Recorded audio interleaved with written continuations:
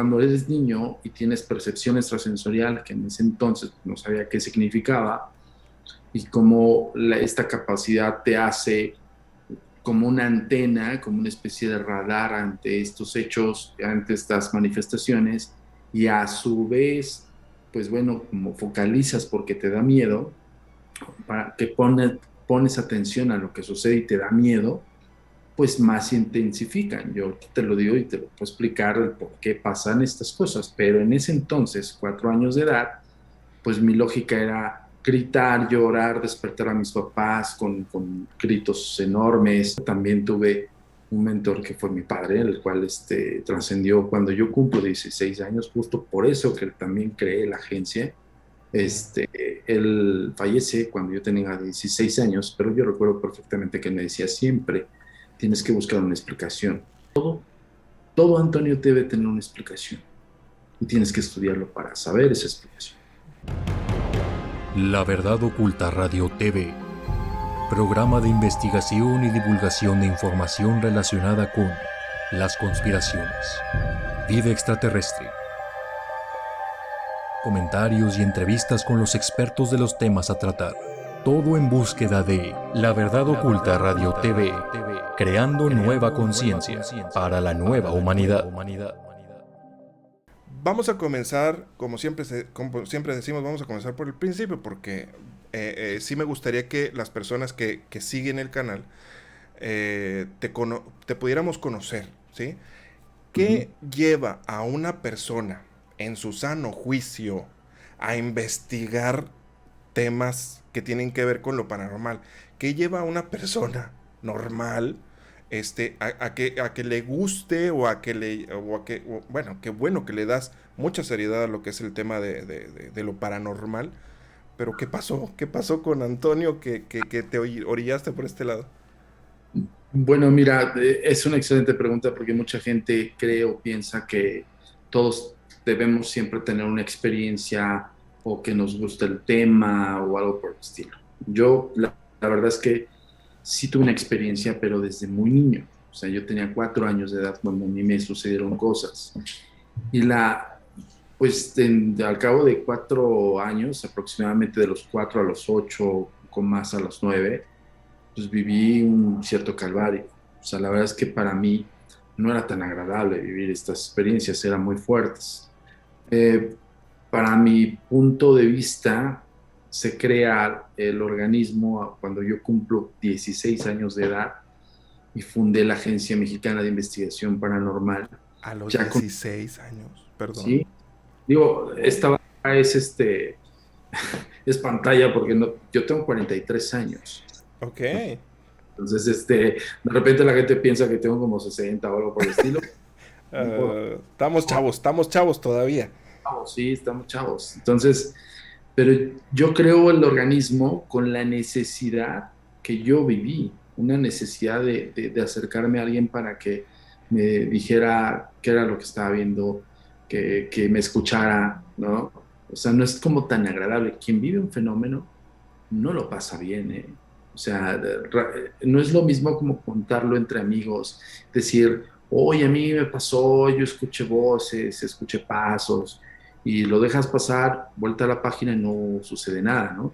Exacto. Eh, Continúa tu vida normal y tranquila, pero cuando eres niño y tienes percepción extrasensorial, que en ese entonces no sabía qué significaba, y cómo esta capacidad te hace como una antena, como una especie de radar ante estos hechos, ante estas manifestaciones, y a su vez, pues bueno, como focalizas porque te da miedo, para que pones atención a lo que sucede y te da miedo, pues más se intensifican. Yo te lo digo y te lo puedo explicar el por qué pasan estas cosas, pero en ese entonces, 4 años de edad, pues mi lógica era gritar, llorar, despertar a mis papás con gritos enormes.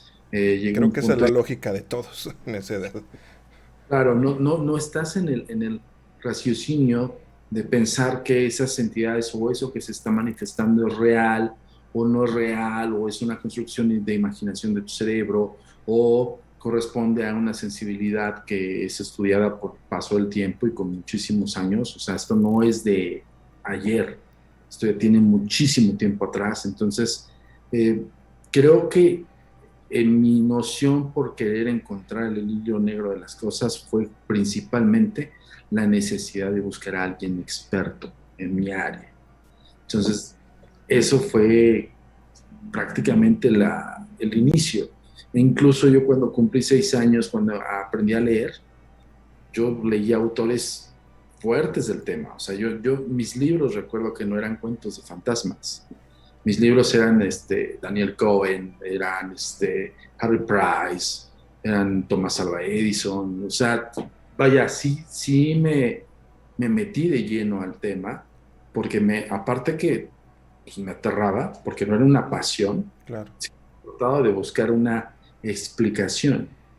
Y recuerdo mucho que parte de este seguimiento, de esta forma de buscar una respuesta, también tuve un mentor que fue mi padre, el cual trascendió cuando yo cumplo 16 años, justo por eso que también creé la agencia.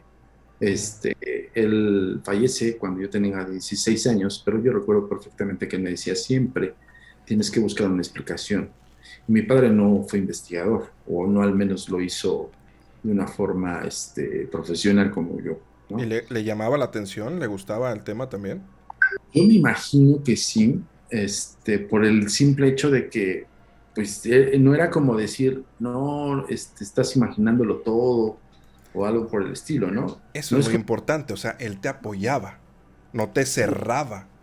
exacto, no era, y tampoco era como, yo no veo lo que estás viendo, no, sino más bien me decía, todo Antonio debe tener una explicación y tienes que estudiarlo para saber esa explicación. Esa era su frase.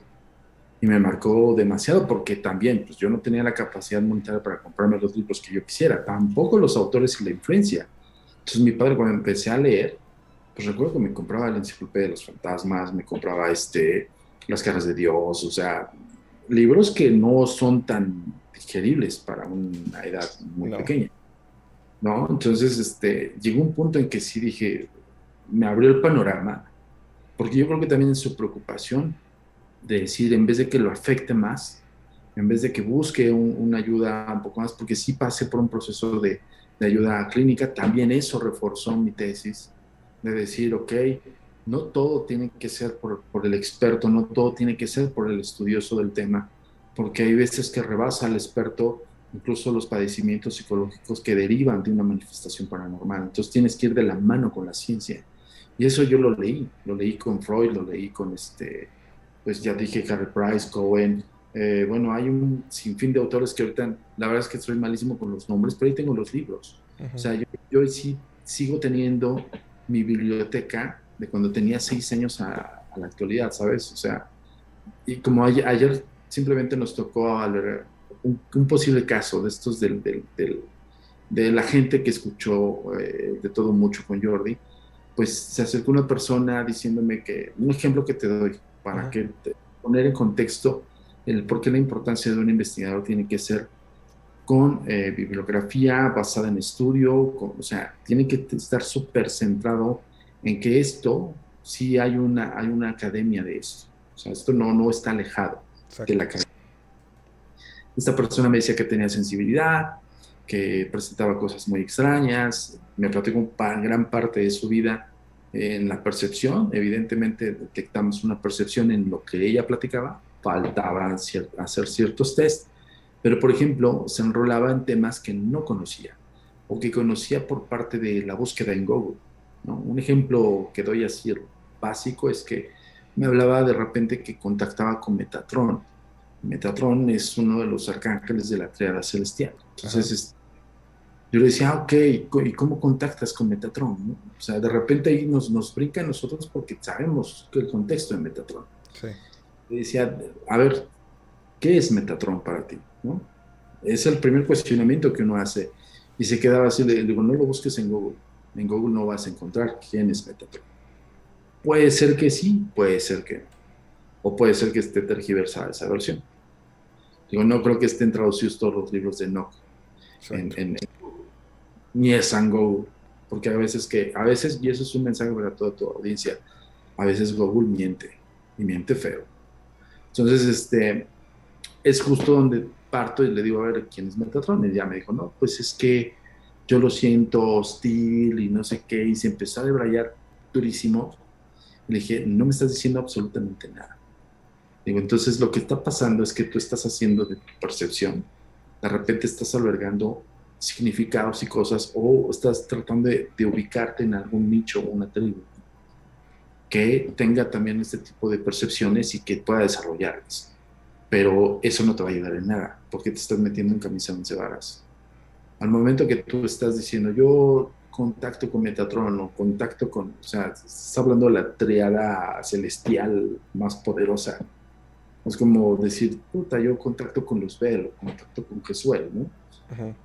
Que, bueno, es un contexto un poco más profundo, pero ese es un ejemplo que te doy de cuando la gente tiene una falsa idea y esa falsa idea la crea y la trata de convencer o la legitima con base a lo que hay de información que encuentra, o con base a un comentario, con base a que alguien también se cree erudito, se cree conocedor y les Claro. dice cosas.